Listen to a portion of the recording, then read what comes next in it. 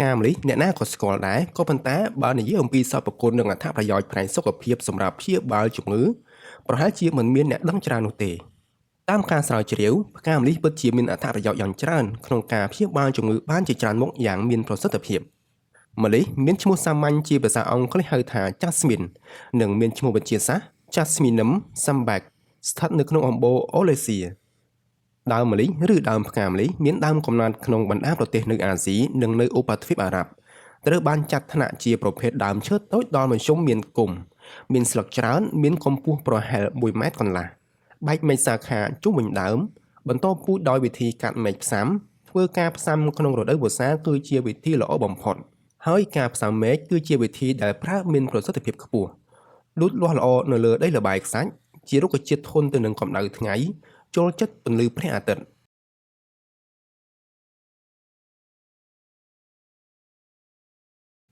សពគុណផ្នែកឱសថរបស់ផ្កាម្លិះផ្កាម្លិះមានរសក្រអូបត្រជាក់មានសពគុណជួយបំពន់បេះដូងធ្វើឲ្យត្រជាក់ចិត្តអារម្មណ៍ស្រស់ស្រាយបំបាត់ភាពនឿយហត់ចាស់ពីដើមយករឹសម្លិះទៅស្ងោរផឹកធ្វើជាឱសថព្យាបាលជំងឺទឹកនោមផ្អែមប្រសិនបើមានអាការៈគេងមិនលក់ប្រើឫសម្លិះស្ងួតប្រមាណ1ក្រាមទៅ1ក្រាមកន្លះដុសលាយជាមួយទឹកផឹកនឹងជួយសម្រួលដល់ដំណេករបស់លោកអ្នកផ្កាស្រស់យកមកបុកឲ្យម៉ត់ប្រើបិទនៅលើសៀតផ្កានឹងជួយបំបាត់ការឈឺក្បាលបានឬប្រើឫសស្រស់ប្រហែល1ក្រាមឬ1ក្រាមកន្លះដាំទឹកផឹកក៏ជាថ្នាំបំបាត់ការឈឺក្បាលផងដែរផ្កាម្លិះជួយបំបាត់អាការៈឈឺភ្នែកឬស្រស់ប្រើជាថ្នាំលាងភ្នែកព្យាបាលជំងឺរលាកភ្នាសភ្នែកស្លឹកនិងឫសប្រើជាថ្នាំបន្តក់ភ្នែកអ្នកខ្លះថាផ្កាម្លិះស្រស់លាងទឹកស្អាតរួចយកទៅស្ងោរជាមួយទឹករហូតពុះប្រមាណ 2-3 នាទីទុកឲ្យត្រជាក់សម្ប្រើទឹកនោះលាងភ្នែកជួយព្យាបាលភ្នែកក្រហម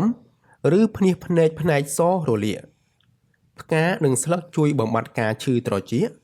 ឬជួយបំបាត់ការឈឺធ្មេញដោយយកឫសស្រស់ដំឲ្យបែកហើយលីងជាមួយស្រាសរហូតក្តៅប្រើបំពង់លើកន្លែងដែលឈឺចាប់ប្រសិនបើឈឺដោយជំងឺពុកធ្មេញប្រើឫសម្លិះស្ងួតបុកឲ្យម៉ត់ជាម្សៅលាយជាមួយពងមាន់ក្រហមដែលស្ងោរឆ្អិនរហូតបានថ្នាំដែលខាប់ស្អិតប្រើដាក់ក្នុងរន្ធធ្មេញពុកផ្កានិងស្លឹកមានរសហឹរសើមជាថ្នាំត្រជាក់ជួយរំលត់ពឹសក្តៅបន្សាបពឹសគ្រុនប្រើជាថ្នាំព្យាបាលក្តៅក្នុងស្រែកទឹកជួយបណ្ដេញញើសបណ្ដេញសំណើមព្យាបាលផ្ដាសាយពីការផ្លាស់ប្ដូរអាកាសធាតុឬប្រើដុសជាមួយទឹកជាថ្នាំព្យាបាលក្តៅក្នុងស្លឹកស្រស់ប្រមាណ3ទៅ6ក្រាមយកមកដាំទឹកផឹកគឺជាថ្នាំព្យាបាលគ្រុនក្តៅរូបមន្តសម្រាប់ព្យាបាលជំងឺផ្ដាសាយដែលមានគ្រុនឲ្យយកផ្កាម្លិះស្ងួត3ក្រាមស្លឹកតែបៃតង3ក្រាមគ្រាប់តៅគើ9ក្រាមដាំទឹកផឹកផ្កាម្លិះស្រស់បុកលាយជាមួយម៉ង់តុលប្រើបំពងបង្ហើយក្មេងជួយបំបាត់អាការៈតឹងច្រមុះគ្រុនផ្ដាសាយនិងក្តៅខ្លួនជួយព្យាបាលជំងឺចិញ្ចៀមតាមអញ្ចាញធ្មេញដោយប្រើឫសម្លិះស្រស់ប្រហែល1ក្រាមទៅ1ក្រាមកន្លះដាំទឹកផឹកផ្កាប្រើជាថ្នាំព្យាបាលជំងឺហឺតរលាកទងសួតដោយយកផ្កាស្រស់1ក្រាមទៅ1ក្រាមកន្លះស្ងោរជាមួយទឹកក្តៅរួចទទួលទានផ្កាម្លិះស្រស់នេះផងដែរយកមកបុកឲ្យម៉ត់ប្រើបំពងឬលាបត្រង់បរិវេណដោះជួយបញ្ឈប់ការចេញទឹកដោះបានឬប្រើផ្កាម្លិះស្ងួត3ក្រាមស្លឹកតែបៃតង3ក្រាមគ្រាប់តៅគើ9ក្រាមស្ងោររួមគ្នាជាមួយទឹកផឹកព្យាបាលការហើមពោះ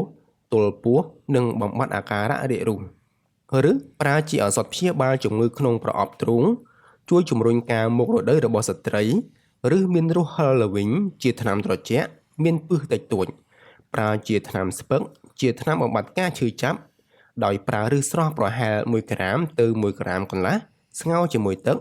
ហើយទទួលទានជាថ្នាំបំបាត់ការឈឺចាប់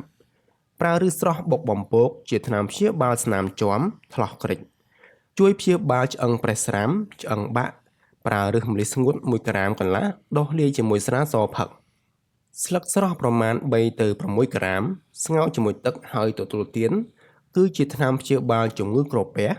រាគហើមពោះស្លឹកស្រស់បុកពូតយកទឹកមកលាបប្រើជាថ្នាំព្យាបាលជំងឺស្បែករ៉ាំរ៉ៃរបួសជាំនិងរបួសដោយមុតកាំបិតស្លឹកម្លិះស្រស់ បុកឲ្យម៉ត់លាយជាមួយប្រេងដូងប្រើព្យាបាលរបួសពងបែកផ្កានិងស្លឹកម្លិះស្រស់នៅតំបន់ខ្លះគេយកទៅត្រាំក្នុងទឹកត្រជាក់ប្រើផឹកព្យាបាលគ្រោះក្នុងថង់ទឹកប្រមាត់ស្លឹកជួយស្ត្រីចម្រើនទឹកដោះជួយព្យាបាលអាផ្សាឬបូសជួយរក្សាកផ្កាស្រស់យកមកបុកប្រើជាថ្នាំព្យាបាលរបួសរ៉ាំរ៉ៃបោសមានខ្ទុះបន្ទួលរមាស់លើស្បែករលាកភ្នែកភ្នែកបំបត្តិការឈឺចាប់ត្រចៀកផ្នែកកណ្ដាលកំណត់ចំណាំការប្រើផ្កានិងស្លឹកម្លិះស្ងួតគួរប្រើម្ដង3ទៅ6ក្រាមស្ងោរជាមួយទឹករួចទទួលទានប្រសិនបើឫសស្ងួតគួរប្រើម្ដង1ក្រាមទៅ1ក្រាមកន្លះដុសជាមួយទឹករួចផឹកឬប្រើពី3ទៅ6ក្រាមស្ងោរជាមួយទឹកផឹកក៏បានសម្រាប់ការប្រើប្រាស់ផ្នែកខាងក្រៅវិញប្រើឫសស្រស់យកមកបុកបំភោគលើមុខរបួសតាមតម្រូវការចំណុចគួរប្រុងប្រយ័ត្នក្នុងការប្រើប្រាស់ឱសថធម្មជាតិពីដើមម្លិះនិងឫសម្លិះបើទទួលទានក្នុងបរិមាណច្រើនអាចបណ្ដាលឲ្យសន្លប់បានផ្កាម្លិះដែលនាំយកមកធ្វើជាតែមិនគួរនាំយកមកទទួលទានជាប្រចាំនោះទេព្រោះវាអាចធ្វើឲ្យបាត់បង់ការចងចាំឬជាមនុស្សងាយនឹងភ្លេចផ្កាម្លិះជាឱសថមានរសក្រអូបត្រជាក់សូមកុំប្រើច្រើនពេកព្រោះវាស្លែងទៅនឹងជំងឺខ្យល់ចុកសៀតណែនការផឹកទឹកបណ្ដែតផ្កាម្លិះគឺជាអ្វីដែលគួរប្រុងប្រយ័ត្នបំផុតព្រោះបច្ចុប្បន្នការដាំដុះនិងការថែទាំផ្កាម្លិះភាគច្រើនក្នុងគោលបំណងធ្វើពាណិជ្ជកម្មដូច្នេះសារធាតុគីមីជាច្រើនប្រភេទអាចត្រូវបានគេយកមកប្រើប្រាស់